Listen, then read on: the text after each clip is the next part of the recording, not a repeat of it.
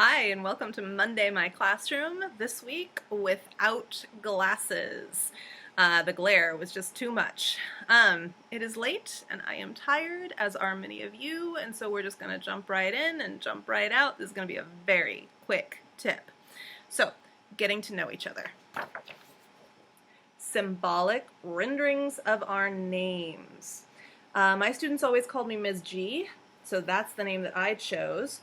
You can tell your students they can choose to use any name that they associate with themselves. That could be a nickname, it could be their full name. I've had students give me their first, middle, and last names. It doesn't matter, it's whatever they think is most indicative of who they are. Everything that goes on this symbolic rendering needs to somehow stand for something about them.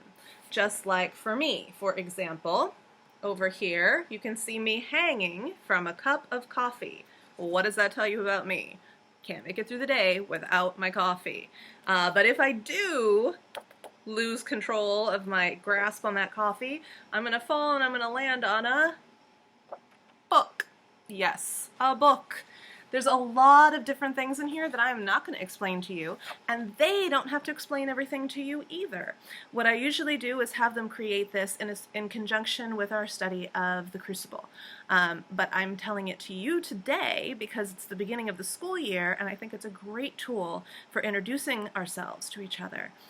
Any grade can use this. If your child can write their name, if they can wield a crayon, they can do this. You can use it in any class. You can assign it as homework and expect something really great to be turned in. You could have them do it in 15 minutes. I would always, regardless of how long I gave them to do it, I would always ask them to stand up in class and explain at least 3 elements. I explained 2 of mine to you, so here's a third. The M in my name I have formed from mountains. At the base of those mountains is a city. At the top is a little refuge with smoke coming out of it that forms the letters WS, because there's a very important place to me in the mountains that starts with a W and an S. And the city down here, which forms the foundation, it has a bird sitting on it, and anybody who's seen Portlandia knows that you put a bird on it.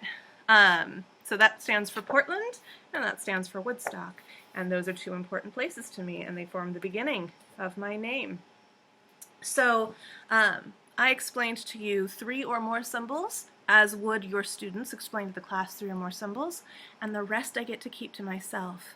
But in creating this, I had to think symbolically, I had to reflect, I had to create, and then I had to explain orally to a crowd.